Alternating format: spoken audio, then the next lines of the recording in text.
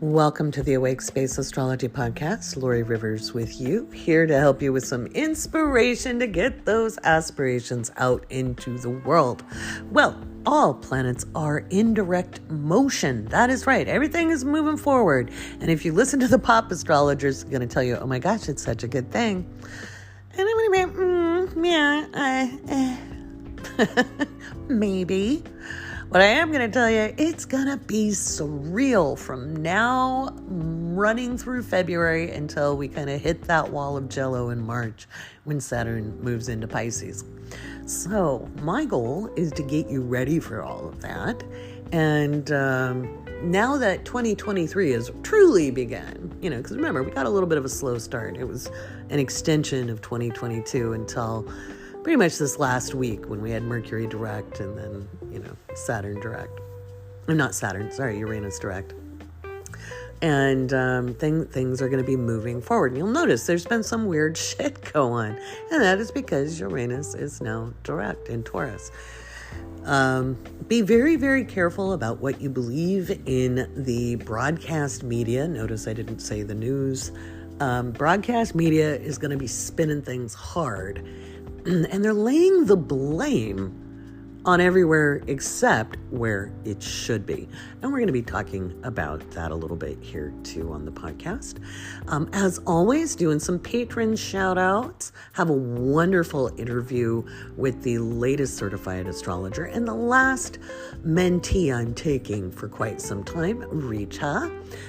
Doesn't mean I won't be teaching professional development and professional astrology classes, but I won't be doing the very old school form of mentorship and apprenticing that I'm doing with my natal astrologers. It's very intimate. It takes a lot of time, a lot of dedication, and it's a lot of emotional resources too. And I'll talk about that more at the end of the podcast. I have some exciting announcements about the classes and programs for 2023. If you want to learn more about astrology, about how to use it in your own life, I'm all about practical use of knowledge. I don't think it's enough to have theories, Then I've got a couple of things that we'll be talking about up in the next part of the podcast. I'm going to be talking about the Planet of the Month Club and what we're going to be doing there, and the full moon workshops I'm going to do every single month. And the first one coming up is coming up end of January. January 29th is the workshop because February 5th is the Leo full moon. And that chart is a little wibbly wobbly. So these workshops are to help you get ready for that energy and how to navigate it, okay? And I think you'll really enjoy those. So we're going to talk about that full moon coming up, okay, the Leo full moon, and then some of the workshops I'm putting on to help you guys get ready. That's part of my service on the planet, is educating people about how to become more of who you are, and the best use of your energy in any given moment, and how to maximize what's going on. Just because it looks like life is a shit show doesn't mean you can't navigate it with more ease, more joy, or at least more neutral ground. It doesn't have to be so scary, okay? And with Saturn and Pisces coming up, we need to really kind of rein in the things that frighten us, because you don't want fear running the show over the next couple of years. You want to be grounded and connected. And we'll talk about that in the next segment as well. I'm not just going to shill you with all the programs and all the goodies I've got, but I'm just going to connect them to the relevant information. So if you want to know more and you want to learn more and you want to maximize some knowledge and do better, then there's some opportunities for you. And I've tried to keep things pretty affordable. Because I know, we've got some crazy economic stuff going on, and inflation is not going to go down. And I'll talk a little bit about that on the podcast too. And of course, as always, we will have our patron shout outs because they're amazing. Their support is everything. So let's talk about the upcoming full moon and what that kind of means for you in general, and then what we'll cover in the workshop in case you want to really get in and do the ceremony so you can release what you need to do without too much trauma, so you can receive what's coming in on that full moon.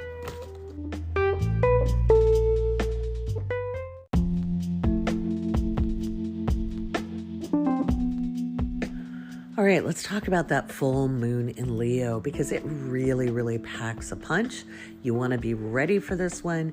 This is not a full completion of a cycle. This is a midway completion of a cycle, and it's going to feel very, very personal. This is going to deal with society, but also something that's near and dear to us, something that's a big deal to us, because Leo, that's big energy for all of us. We all have Leo in our charts. I don't care if you don't have placements. You still have Leo in your chart. It will be in a house, whether there are placements or calculation points there or not, okay? Everybody has it in their chart, all 12 signs. That's why I'm going to be running workshops, because you guys need to know this. You need to stop with the pop astrology. It doesn't help. It drives a lot of fear, and it does not empower you. And to me, that is so awful that anything would disempower people or make them feel bad about themselves or reinforce negative beliefs. All in the scope of, well, we're just spitting facts. No, you're not. You're not spitting facts, because you're giving bad information. Bad information isn't spitting facts. Reinforcing negative thinking isn't spitting facts, okay? So for me, this full moon is happening in my 9th house. She's going to have all kinds of opinions. Oh, what else is new? What else is new? And some people just can't stand that. I think it's funny. So if you don't like it, don't listen. But anyway, so when I look at the chart for the full moon, I've got it based in Los Angeles on February 5th, 2023 at 10:26 a.m. Pacific. All right. So you want to draw a chart for your location, because you're going to have a different rising sign. Okay. Because of different times and different places and different latitudes, astrology has math, people. It's not just, oh, well, I feel it should be this way. No, there's some precision. So when I look at this chart, we've got a Taurus rising. The north node of the moon is pretty damn close. It's a couple degrees off of it. Uranus is in that first house, which for Los Angeles makes me a little nervous about some seismic activity potentially, because the moon in Leo is squaring off with that Uranus, and it is in the 4th house. So I think we might see some seismic activity, probably more up in Northern California. I don't think it's going to be huge. I don't think it's going to be too much over a 6.0, which is still a sizable earthquake, but it's not, quote unquote, the big one. But, LA area or in the desert could see it, maybe like Palmdale or, that area might see it. So maybe, like I said, in the desert, it's a potential. So when we look at this, I think we'll also hear some news about a leader, okay? We might have a leader, and this could be CEOs, this could be, politicians, this could be government people. There's going to be a potential removal because of secrets, because of espionage, because of maybe some dirty laundry gets aired. And if you're a patron, you already have my January month ahead mundane. I put the mundane out every month, and you can read through my predictions for the month and look at all the lunations I put down for the entire month, what I think is going to be up in the headlines, what the subject matter will be for each of the moon signs as we go through the month. And that's all patron levels except the $5 get that. $5 is a supporting membership. You still get the Crunch Report though, which is a little video message by me every couple of days. And I give you the astrological weather. This full moon, man, in California, at the very least, I think we'll see things to do with housing, the houseless population, societal needs, taxation, or the benefits from that or lack of benefits. We'll see some real issues around.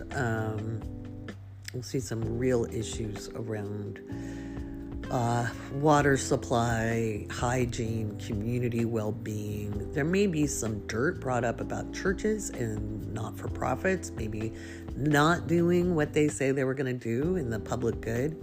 That's all up on a mundane level. On a personal level, this full moon is really kind of shaking up some of the old stuff that you might believe about yourself, or some ideals and ideas that matter a lot to you. They might be holding you back, just like you get a lot of people who I did this too, so don't think I'm judging anybody. I did this when I was young because, you're compassionate, you see the world as it is, and you look at those rich motherfuckers and you think, oh, money is just the root of all evil, which actually isn't even the proper quotation. Okay, the love of money, right? People who are just greedy and they don't have a sense of enough. They're just always taking, right? And so then we just equate it to money. Money's the problem. Money isn't the problem. Because if we don't use dollars, we're going to use shells or beads. There's always, if you go back in time, people have traded food, barter system. People get like, oh, we need to go back to the barter system. I used to think that too. But then how do you assign the value of something, right? So you have to understand what you're bartering. Like, how is it an equivalent? Because somebody might want to barter something you don't want, but they still need what you've got, right? That's why we invented currency. Currency isn't the problem. It's what people are doing or not doing with it. That is the problem, all right?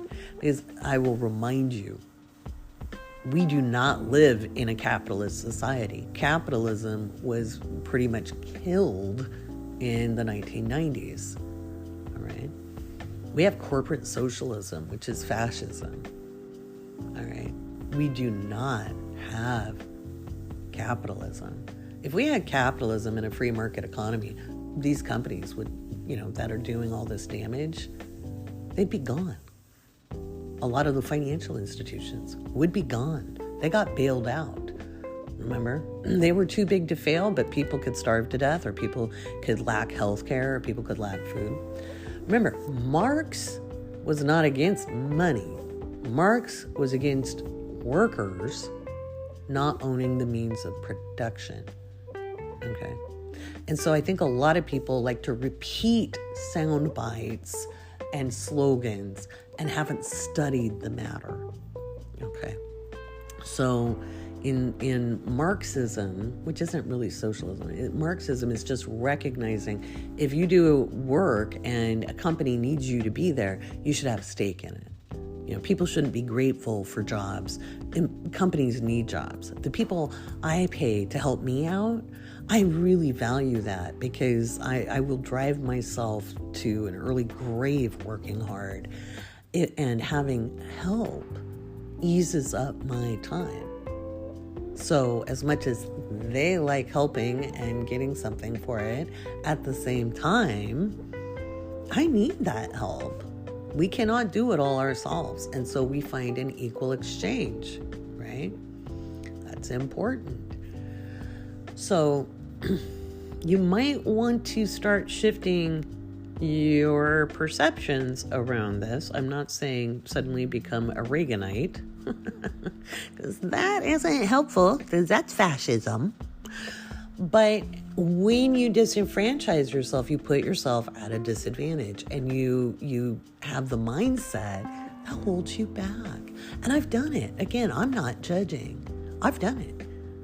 And it really didn't help. And it's something, if I could go back in time, I wish I could tell that young person who made those decisions, me, about how I felt about things, to ease up a little bit, ease up. It was because I was empathetic and compassionate, and I saw so much going on in the world that just was so overwhelming and so hard to process, and it haunts me to this day. I was working in the developing world, and I saw what the corporations did, and I knew that by breathing I was contributing to the problem, and didn't have enough privilege to make a difference, and yet still did on a very micro level, helped a lot of people wherever I've been, wherever I've gone, and will always. So you're never going to be a Bezos. You don't have to worry. Money reveals who you are. And I'm saying this because if you disenfranchise yourself, guess who gets to just focus on earning? The Bezos, the Musks, the assholes,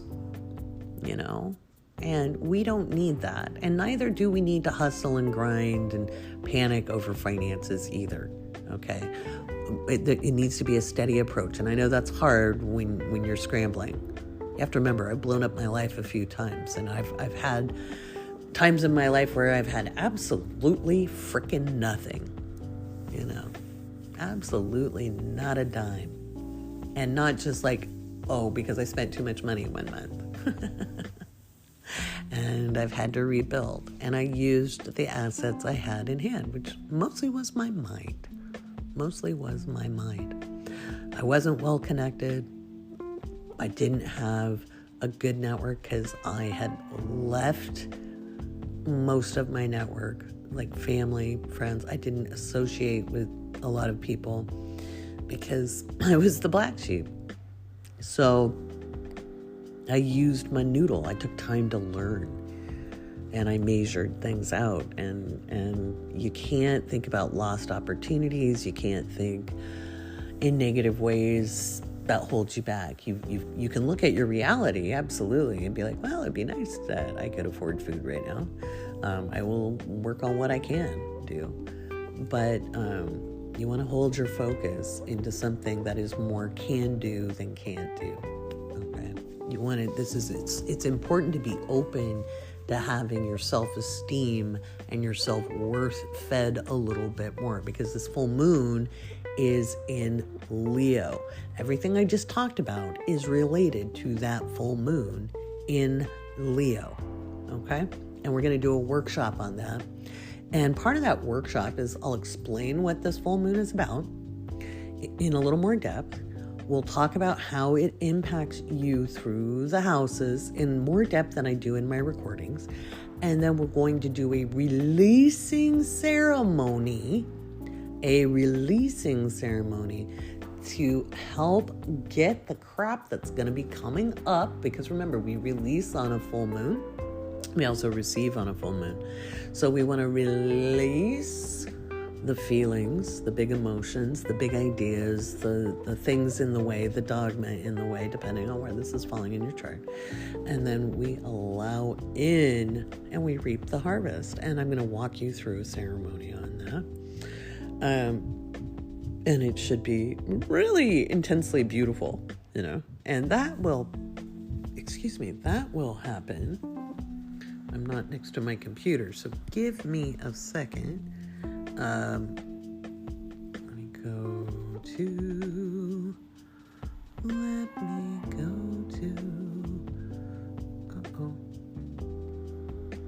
why is that not up?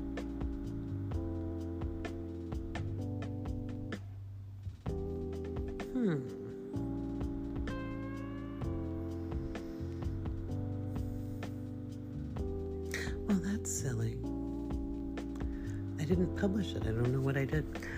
So that'll happen actually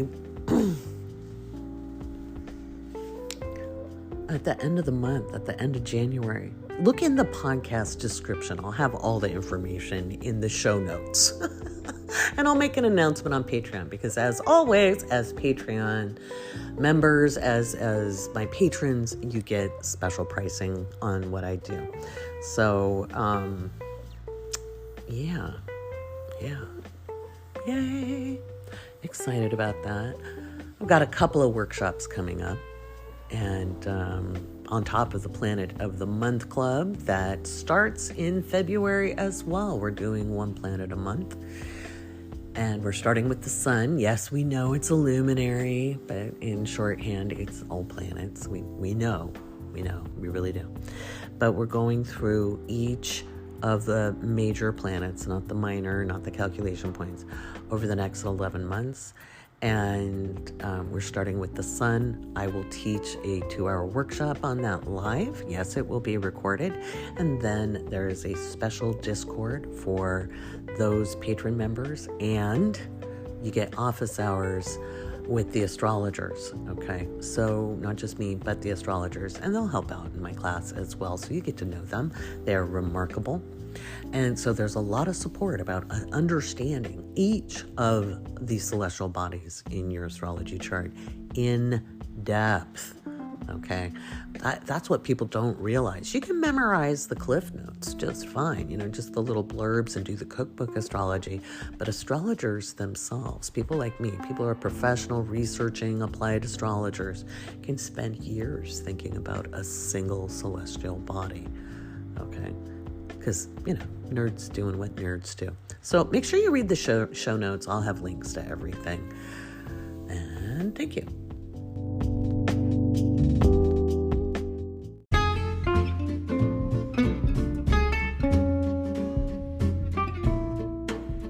Hey, let's do a patron shout out right now. Without the patrons, I don't know where I'd be. You guys are absolutely phenomenal. If you're not a patron, why the hell not? I've got all kinds of good stuff in there. We do a lot. I give a lot. Besides the horoscopes, I give a ton of that. But we have all manner of information. We've got, I give the Crunch Report where I talk about the general energy. Every patron gets that. We've got the Awake Space Astrology Discord. We've got, of course, our meetup, which is Coffee with Laurie at the end of the month. I give you lots of discounts on readings and workshops. There's always time to be educated. There is a lot there. So, and we now have the Planet of the Month Club, which, it's its own tier in Patreon, but it also gets the horoscopes and everything else. And it gets its own separate private community because, we're going to talk astrology in there in very detailed ways. It's less social than the Awake Space Astrology Discord. So you get both. Okay. So here's our latest patrons. We've got Olivia, Allison, Liz, Mina, Jennifer, Yadira, James, Stacy, Alexander, Kevin, Karen, Nicole, Angela, Regina, Holiday, Kai, Pat, Rosie, Green Girl, Melody, Amanda, Cume, Leslie, Ghost Girl, M. Darden, Nina, Stacy K, Nira, Jenny, Heather, Nikki, Megan, Vicky, Julie, Sheila, McKenna, Morgan, Terry, M, Gabrielle, Sharon, Kayla S, Charlene, Ksenia, Lauren, Teresa, Heather, Nick, Stephanie, Amy, Bertha, and Teresa Wright. Welcome, my dear patrons. Welcome. It's so good to have you here. It's a pleasure. And I just want you to know, if you're not a patron, why the hell not? We have a good time there. And there's so many resources. Every patron gets my astro guides, which are beginning guides to astrology. The Chiron guide goes a little bit beyond the beginner level. It explains what Chiron actually is instead of the popular, misinformation about it. And also the guide to intuition and instinct, which shows you how to find your clairs and how to understand what intuition versus instinct is on a metaphysical level. And you get special discounts on like the year ahead. Patrons get my year ahead 2-hour recording for $10. You guys get plenty. There's all kinds of stuff, and more, because I love giving my patrons all kinds of goodies. And I want you to stay tuned for merch, because merch is going to be coming out by the end of January. We got a hoodie planned. So you'll be able to go find that too. So, alrighty. let's get moving on with the podcast. We're going to talk to Rita, the latest certified astrologer, about astrology and how it is a different position being an amateur enthusiast and, doing that self-exploration compared to reading the charts of people you don't know, and a couple of other topics as well. It was a great conversation. I think you'll enjoy that. And then we'll wind up the podcast. I want to talk a little bit about Saturn in Pisces and it coming towards us and what we can do to prepare for that.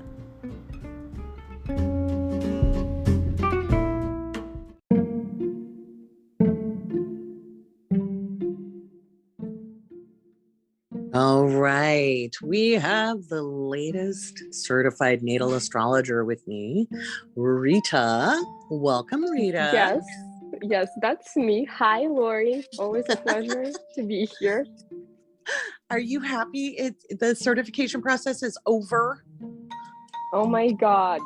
Yes and no. I mean, I'm a little bit of a nostalgic person. So I'm like, I had my first reading without anyone in there yesterday.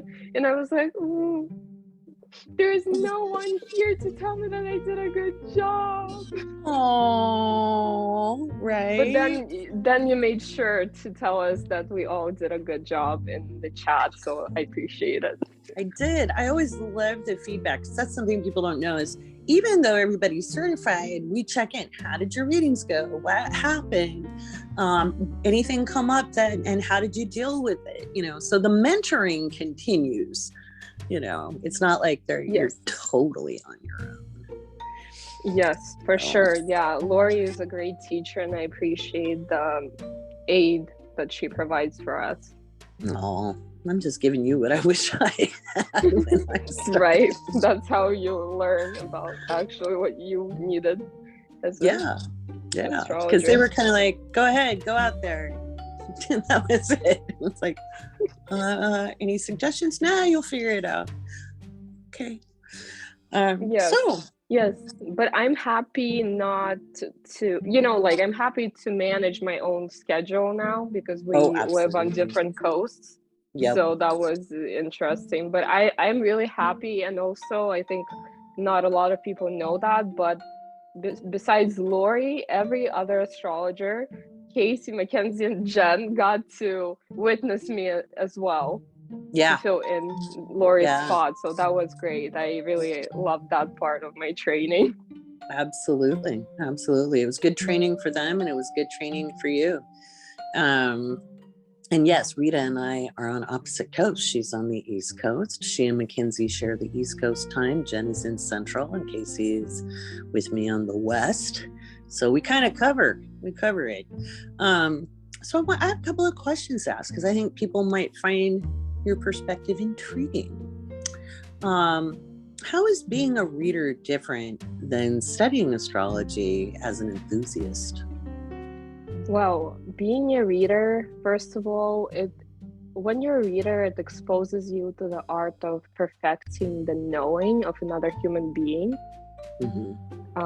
And it widens your lens of empathy towards the journey of another person as well. Mm-hmm. Yeah. You want to expand on that a little bit? Yeah, sure. Go ahead. So as well, actually, as it widens your lens of empathy towards yourself as a professional, because being a reader also brings you to the ground zero every reading that you do. Mm-hmm. I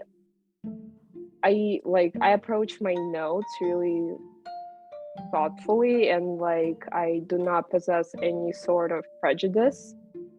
I write multiple scenarios on each chart, and I am really everyone who I read so far, we had a really nice conversation, and it helps a lot to navigate my notes as well. Absolutely. Yeah. Because it helps you know which way is that energy expressing, right? So in your notes, you've got down, okay, it could be this way or this way or this way. And then when you're discussing things, you're like, it's that way, right? Yes.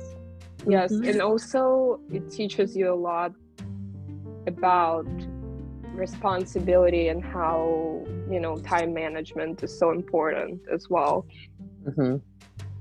Yeah. And responsibility, just even in your studies, it's not like that you're just doing it for yourself now. You're also doing it to make sure that your clients get the best version of your knowledge that you possess at the moment. I'm constantly checking my notes and everything, like when I do charts. It's like going through all of my files and everything. Right. And it's good to do that. It's a nice historical record. Somewhere there is a box full of chart notes from when I was a young astrologer, because it gives you a record of your experience. Yes, and it just like it teaches you like pure openness, simple openness to whatever there is. Yeah. I mean, when you're studying as an enthusiast, a lot of times you're reading books or blogs and watching videos, and there's very narrow definitions. How has reading quite a few charts, right? Now, and for people both observed and now you start your unobserved, how has that widened your skill at interpreting and communicating the astrology? A whole lot, because first of all, I'm a visual learner, so when I do the chart, it's important for me to look at the wheel. I'm better at the wheel than at tables, which is also an interesting observation to make. And I'm drawing connections like when I look at the chart, and when I try to, like, before I look anywhere else, I write in really fragment like sentences.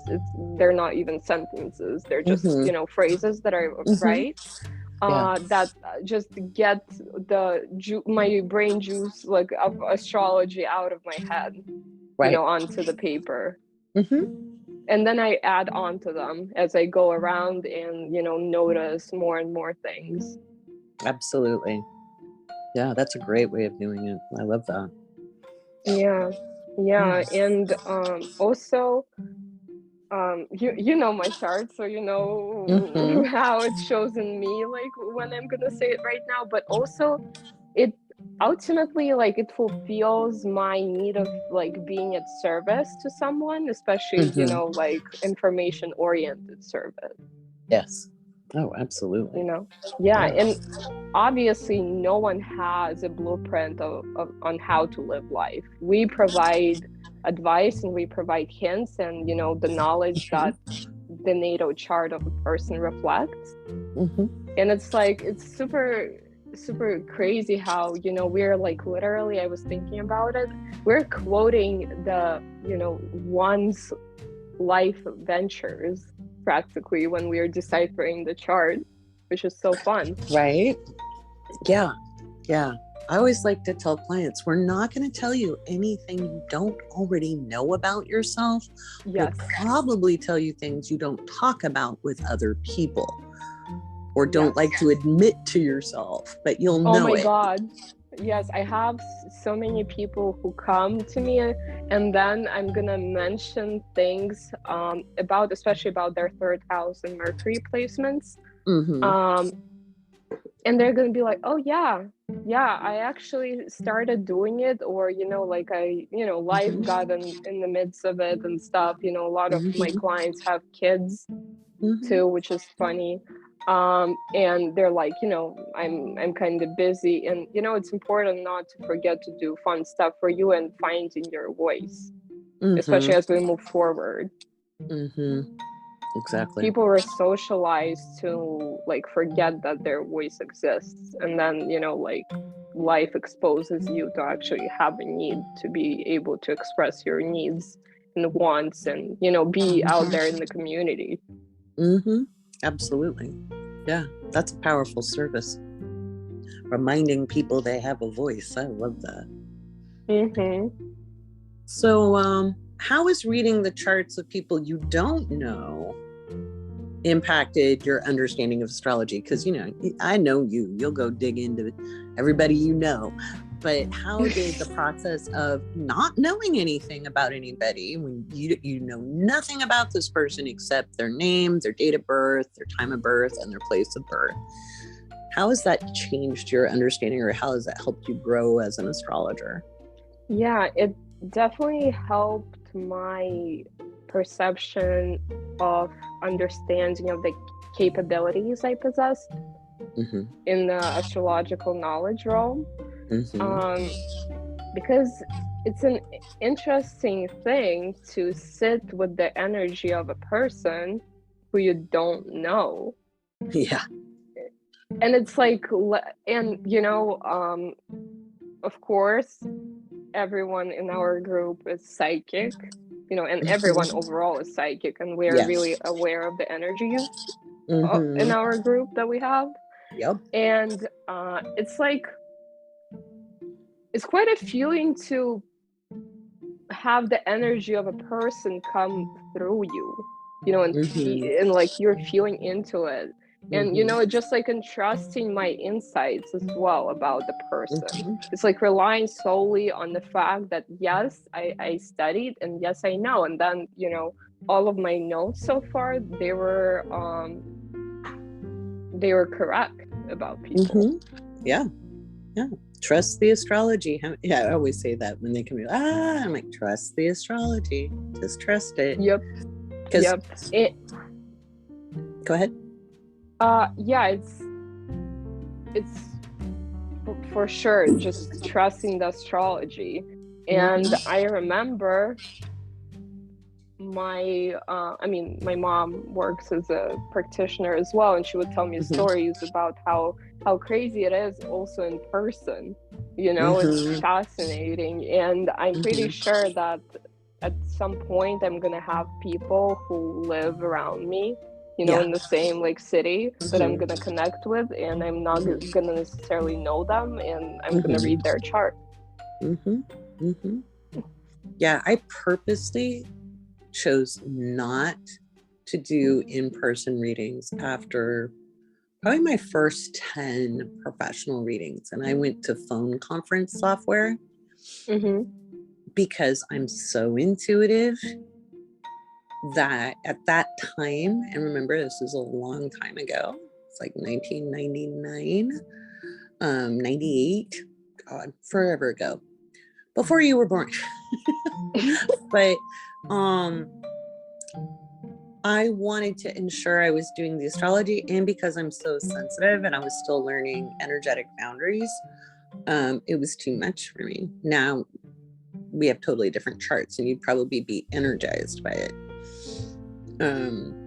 But yeah, I purposely. Yeah, I would definitely do it really rarely though, because it's a lot, because even with people who I kind of know, my friend visited New York in September, and I went to his art opening, and there was his brother who I was interested to look at his chart, and then I looked at his chart, and he's like, so what can you tell? And I'm like, oh my God, there's so much I want to tell you, but also like I need to structure it better, because obviously it requires preparation, not to let your tongue run on the whim of the moment, and trying to maybe, especially at that time when I was not yet certified, like the urge to impress people, right?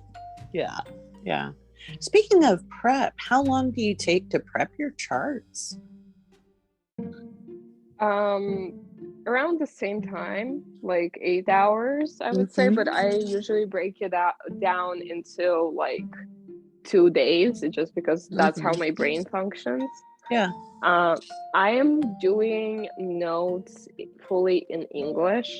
Like it was just a few times when I wrote anything in Russian, it was like maybe one or two words in the whole like my notes thing.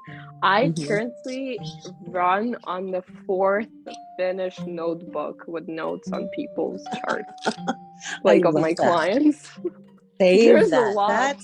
That's valuable information to hold on to as you go on your astrological journey, and it's super fun to be able to look back at your progress and go, oh wait, I was actually pretty darn good, you know. So that's wonderful, and that's something else.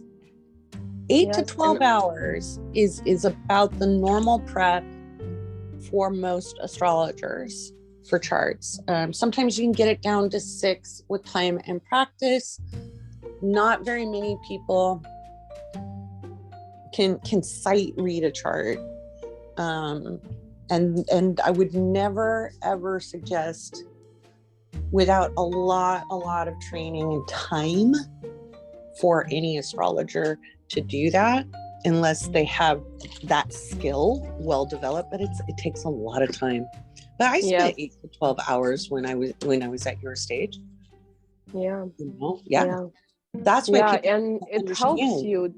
Yeah, it helps you to know that like you studied so much about like each placement and each aspect of the chart that you are comfortable speaking about it casually, you know, later on as well. Absolutely. It's a mastery exercise. Yeah. And especially when you are working on the chart of someone who you don't know, it's like, it's a wonderful thing to do, first of all, because you're making sure that you're taking your time to feel into this energy. And also it's like, I love doing it. I love reading for the people who I don't know, because I'm like endlessly exposed to the good of the world, you know, outside my social circles and outside my interest groups in a way. You know, I have a Venus Gemini, but I want to savor that statement. I'm endlessly exposed to the good in the world. That is a beautiful phrase. Endlessly exposed to the good of the world. I love that, Rita. That's beautiful. Look at you. Yes. Getting all excited about words. And I am grateful that I do that through astrology. Yeah. Well, you're a hell of a good astrologer. You know, if you weren't, you wouldn't be here. So, I'm kind, but I'm not that nice.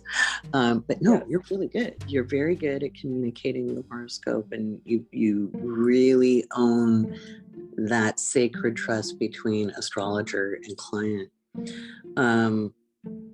If there was just one thing that your clients could take away from a session with you, what would you hope they leave with? What is your hope your clients leave with after they're done with you?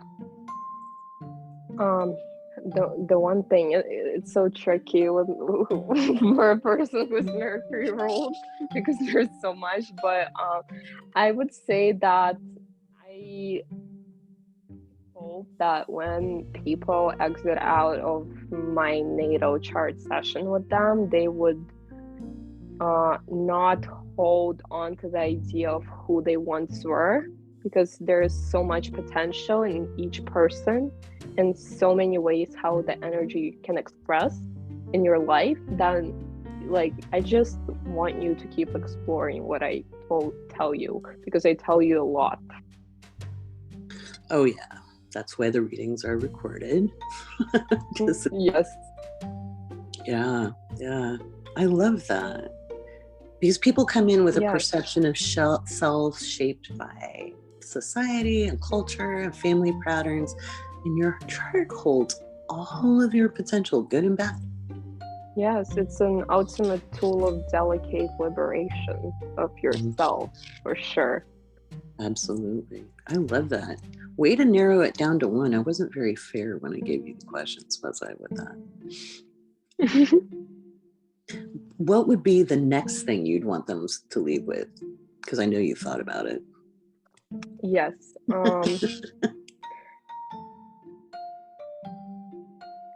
I would say that, as I said before, that nobody has the blueprint to your life. We can offer advice, but it's so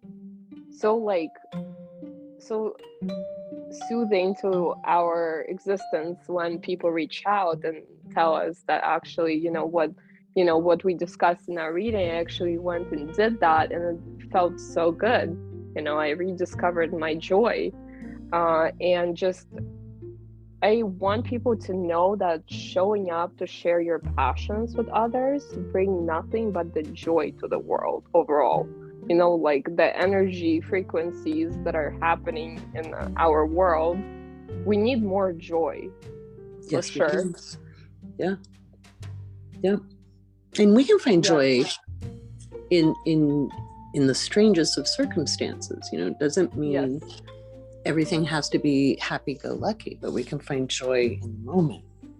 I love that, Rita. Mm-hmm. Yeah. And just being present requires no rush. Mm-hmm. For sure. Yeah, absolutely. That's some wisdom there. You nailed it when we can give the information. And this, if you do this is going to work better for you. This is working with the energy of your chart. Yes. When you do these things, this is where you're butting your head against a wall. But people have to act on that energy, so yes. One of the things in the training we talked a lot about was how we form the language, right? How we speak to clients. Because some astrologers out there in the world, some are on social media, some aren't. Sometimes they will take credit for their clients' actions, or they get very directive, like they know best. And that's not ethical. So, and you have a strong sense of ethics, because, so. Yeah. So, and also when we give people advice, it's up to them to take it. Yeah. I always wonder when I'm working at the chart at how many points of a given client's, life they were at need of such guidance that, we provide in our natal chart sessions, and it's quite, impactful, and it also makes you think really deeply at what you write down as an advice to and guidance. Absolutely. Yeah. Well, I was just explaining to a client today about Pluto and Saturn going over the ascendant, those types of transits.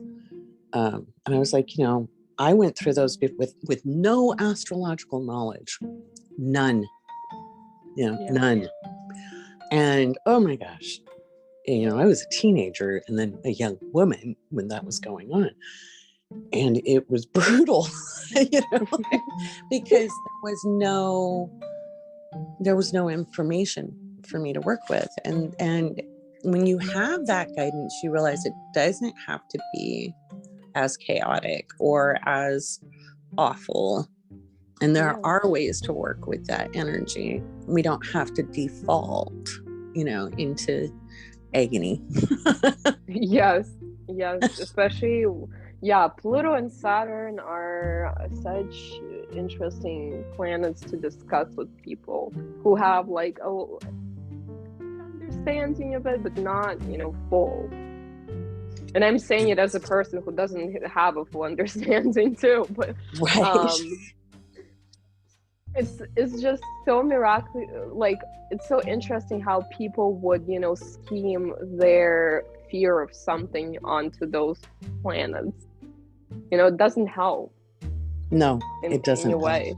No, it doesn't. In fact, with Saturn and Pisces coming up, just a little hint to our listeners, Pisces at the lowest manifestation, likewise Neptune, governs fear and phobias. Saturn governs crystallization, or the making of something physical. So all the people who are really afraid about Saturn and Pisces, I suggest between now and March 8th to work on calming your fears. Yes. And leaning into exploring the ideas of fear that we're socialized to have through your culture or the influence of cultures that you had around you. And how it's used to control you. Yeah, and restrict you. And then leaning into manifesting faith, because at the highest level of Pisces, it's faith, and Saturn is the manifestation. And that's, nobody ever talks about Saturn being manifesting. Whatever. But yeah, I am so excited you're on your own and you can work. Our schedules did not work well together. I'm also so excited, and I'm looking forward to meet more people who are awesome and wonderful. Yeah, absolutely. Rita is available for bookings, guys, so I would love you to keep that Gemini rising girl very busy, because she needs it. That curious mind wants to meet all of you. Yes. I actually wrote down here that my curiosity is being used for such amazing cause in the world as well, by being employed in astrology. Right? Absolutely. Hey, this Gemini Venus completely resonates with that. Absolutely. Yeah. Well, it's such a pleasure to have you on the show. And we will have everybody back again for some astro chat. But until then, thank you for being here. Thank you for having me.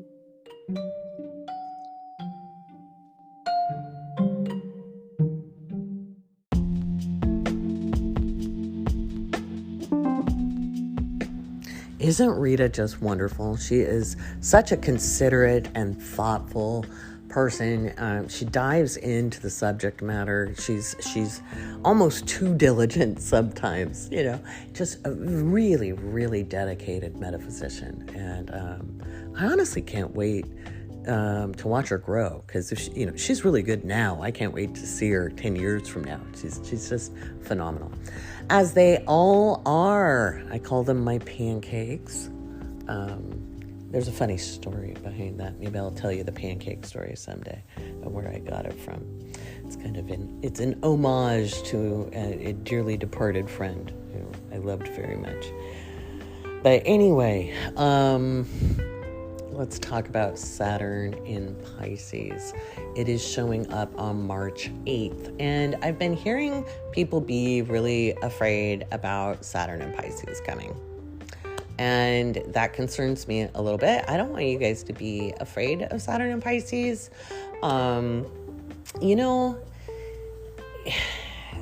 Pisces at its highest vibration is faith. It is our imaginative faculties. It's our ability to, think differently, connect into the ethers. And, it's our spiritual side, it's faith. And at the negative level, it's fear. It's delusion. It's the space where we isolate ourselves and we have that illusion of separation, right? The illusion of separation, where we think it's just me all alone in this universe. And we forget how connected we actually are. And so I've been hearing a lot of fear and trepidation about Saturn getting ready to ingress into Pisces. And here's my warning. Fear will expand if that's where you live during Saturn and Pisces. Okay? What you fear can manifest with a great deal more ease when Saturn's in Pisces. Why? Because at the lower end of the vibratory rate of the expression of Pisces is fear. And Saturn governs manifestation. You know, when they say crystallization, they mean manifestation into physicality. Because Saturn governs incarnation. I know everybody likes to run with the Lord of Karma. I should have an echo on my voice for that. It is about physicality. And in physicality, there is obvious consequence, which is when they talk about karma. Okay. So if your focus is on fear, you are going to create a reality that reflects that. Because Pisces is a very reflective energy. It's a very mirror-like energy. Remember, all the mutable signs mirror. They mirror. You know, if you've ever had a Virgo pick on you and it hurts and it stings, it's because they're picking up exactly where you pick on yourself. And then you get mad at them instead of mad at you. Okay? Pisces can be that great reflector, the great illusion. And so think about in Harry Potter. I know everybody's mad at J.K. Rowling, and I get it, and whatever. Speaking of Virgo. But think of the Bogart scene, or the Bogart, however they pronounced it in the UK. It was an animal that made itself reflect, or a magical creature that made itself reflect that which you feared the most. And how did you defeat it? You made yourself laugh, right? Because laughter neutralizes fear. There was a lot of great metaphysical principles in those books, and I don't think they were done purposely by J.K. I think she wrote some stories, and the universe has a way of sliding its message into the cracks. Okay, it doesn't matter who's doing it and what their personal philosophies are. So with Saturn coming into Pisces, and I'm not saying you're going to make all the boogeymen in the world show up and you're going to make all the bad things happen to you. But if you go back to the 90s, the first time round it came, the themes are up, not the events. Okay. It's not going to be the same. It's not going to be the same. So, back in, it was like, it touched in 93, but it was really solidly there, 94, 95. And, funny, that's when I became an astrologer. And I remember at that time, I wish I would have had the deep, metaphysical and astrological knowledge I have today back then, because it was a hellacious time for me personally. Of course, Pluto was in Scorpio, and it was wreaking havoc in my first house, and Saturn, was wreaking havoc in my fourth house, and I was having to deconstruct very rapidly, and I didn't understand why or what was going on, and that's why it was so hard, right? If I could go back and talk to that young lady, that young mom that I was, who had a marriage that was falling apart and felt like I was losing the love of my life, and felt like I wasn't very good at either being a woman or a wife, and it had nothing to do with me, by the way. I'd have a lot to say to her. And the more I worried about things, the more they showed up. And it by the end of that transit, I had to lean into faith. I had to lean into myself. I had to release, I had to let go. That's some other Pisces energy, is a releasing, letting go. So around the time that Saturn was sitting on my north node, which is when I found astrology, funny enough, that's when I had let go of almost everything. I mean, the marriage was still there, but it wasn't good. But my ideas, I knew all of my ideas weren't working. My ideals weren't holding up. And I had to get more information, and psychology wasn't doing it for me. And so that's where gaining a metaphysical discipline, Saturn in Pisces, gaining a metaphysical discipline like astrology and other associated things. I already read tarot and I'd already read a lot, but I'd put my foot in the kiddie pool up until then. This was I get to go to the big girl pool and go into the deeper water. Again, that is also Pisces energy, the deep water, the not the shallow end of the pool. You want to look at that metaphorically for yourself, and you want to develop some discipline in your thinking, in your emotionality. And it isn't that I'm saying don't worry and don't remember things or don't grieve or don't, look at what happened before. I'm just saying it won't be the same. I am no way expecting Saturn and Pisces to play out the same way 28 and a half years ago, or the same as then for me today at all. If you've done your work, it's going to play out in a different way. You can build a solid foundation. You can create new structures built on a liberating foundation versus one that holds you stuck and in fear and locks you up and holds you in illusion. There's a big difference between using our imagination and being deluded, okay?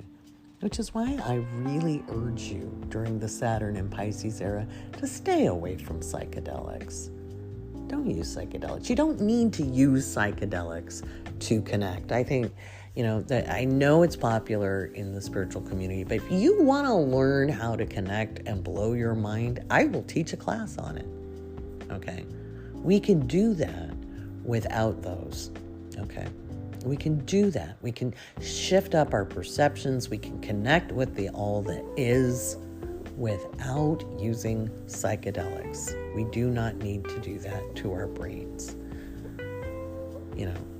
For all of you guys who freak out over things, and almost everybody does, then turning around and going and using psychedelics, I'm like, when you have no control over the energies you're connecting with or understanding, what is it doing for you? There's especially if you're not monitored. Now, there are ceremonies and there are properly maintained situations and environments. I'm not talking about that. And I'm not talking about microdosing, which can be a medical process. I am talking about sitting with your friends doing shrooms, okay? Or seeing some skeezy white guy doing an ayahuasca ceremony in, Peoria, okay? Don't do that shit. And if you're young because, your hot boyfriend or girlfriend does it, and it's cool, and they have the right clothes, and they have, purple and green hair, and, John Lennon glasses, and they're like, it's all peace and love, baby. Let me show you your divine feminine or your divine masculine. That's bullshit. Okay? There's so much more to spirituality than sound bites and Instagram reels and TikTok performative bullshit. If you want to do the real deal, well, come for a magic carpet ride with me, and we'll let your mind do it, because you have everything you need to get there. We're all designed to transform our consciousness. Okay, we are all designed to do that. And it's really, really important to be very mindful in our consciousnesses with the Saturn and Pisces era, because, it's going to be a very interesting time. So check the show notes for all the details about the latest classes. And if you're a patron, stay tuned for announcements on that. As always, you get special discounts as a patron for all of my workshops, all of my readings. Don't forget, you save $75 on all readings if you're a patron. $75 on all readings if you're a patron until January 31st. And that's coming up, folks, so make use of that. If you're waiting on my classes, well, hold tight. You'll have a discount on that as well. I'm Laurie Rivers, and thank you for listening. And I'll see you on the next episode of the Awake Space Astrology Podcast.